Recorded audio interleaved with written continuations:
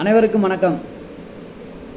இந்த பதிவு யாருக்கு அப்படின்னா, இன்றைக்கி பாராளுமன்றத்தில் மாண்புமிகு நீதிபதி திரு ஜி.ஆர். சுவாமிநாதன் அவர்களை பதவி நீக்கம் செய்ய கோரி ஒரு புகார் மனுவை ஹானரபிள் பார்லிமெண்ட்ரி ஸ்பீக்கர்கிட்ட 120 எதிர்க்கட்சி பாராளுமன்ற எம்பிக்கள் வழங்கியுள்ளார்கள். அவர்களுக்காக தான் இந்த பதிவு. இந்திய அரசமைப்பு சட்டம் ஆர்டிக்கிள் 217 சப்கிளாஸ் 1 சப்கிளாஸ் பியின் அடிப்படையில் ஒரு நீதிபதியை இந்திய ஜனாதிபதி அவர்கள் தகுதி நீக்கம் செய்யலாம். அது எவ்வாறு இருக்க வேண்டும், என்ன செய்திருந்தால் அந்த தகுதி நீக்கத்துக்கு ஏற்புடையது அப்படின்னு பார்க்கும்போது, இந்திய அரசமைப்பு சட்டம் 124 சப்கிளாஸ் 4 அதன் அடிப்படையில் அந்த நீதிபதி தகுதி இல்லாதவராக இருக்க வேண்டும், இன்கெப்பாசிட்டியாக இருக்க வேண்டும், அவர் மிஸ்பிஹேவ் பண்ணியிருக்கணும், தவறான ஒரு நடவடிக்கையில் அவர் ஈடுபட்டிருக்கணும். அதை ப்ரூவ் பண்ணால் மட்டும்தான் அந்த நீதிபதியை தகுதி நீக்கம் செய்ய முடியும். மதுரையில் நடந்த சர்ச்சை என்ன, ஒரு வரலாற்று ரீதியான ஒரு இந்துக்களின் பாரம்பரிய ஒரு வழிபாட்டு முறையை ஏற்றுக்கொள்ள சொல்லி ஒரு மனுதாரர் மனு போடுறாரு.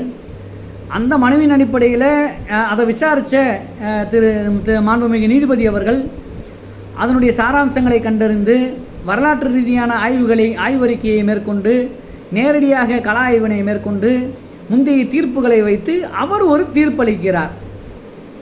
இந்த தீர்ப்பின் அடிப்படையில் ஒரு மேல்முறையீட்டுக்கு தமிழக அரசு போகின்றது.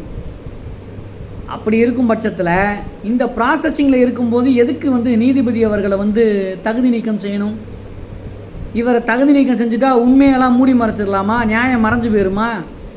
இந்துக்களோட பாரம்பரிய வழிபாடுகளை தடுத்துடலாமா? நீங்கள் நினைக்கிறதா கனவுல கூட நடக்காது.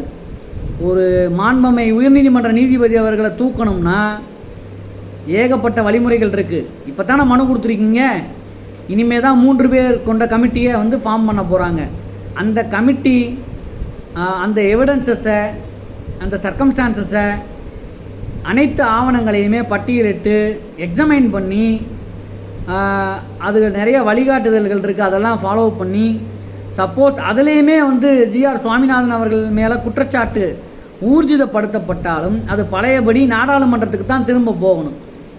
அங்கே நாடாளுமன்ற அவையில் லோக்சபா ராஜ்யசபா ரெண்டும் சேர்ந்து 3/2 பங்கு பாராளுமன்ற உறுப்பினர்கள் அதை நிறைவேற்ற சொல்லி ஒரு தீர்மானம் கொண்டு அந்த தீர்மானத்தில் கையெழுத்து போட்டு அந்த கையெழுத்தின் அடிப்படையில் அந்த தீர்மானங்கள் தான் ஜனாதிபதிகிட்ட போய் அதுக்கு பிறகு தான் நீதிபதி அவர்களை மோஷனை அவர் ரிமூவ் பண்ண முடியும். சரிங்களா? அதனால் இது சாத்தியமல்ல. மொத்தம் நாடாளுமன்றத்திலே 750க்கு மேலே உறுப்பினர்கள் இருக்காங்க. நீங்கள் வெறும் 120 உறுப்பினர்கள் தான் இருக்கீங்க. அதனால் இந்த 120 உறுப்பினர்களும் பல்பு தான் வாங்க போகிறீங்க. ஐயா திரு நீதிபதி ஜி.ஆர். சுவாமிநாதன் அவர்களுக்கு திருப்பரங்குன்றம் முருகப்பெருமான் பக்கபலமாக இருந்து அவரை உச்சநீதிமன்ற நீதிபதி ஆக்குவார்னு நான் சொல்கிறேன். நன்றி.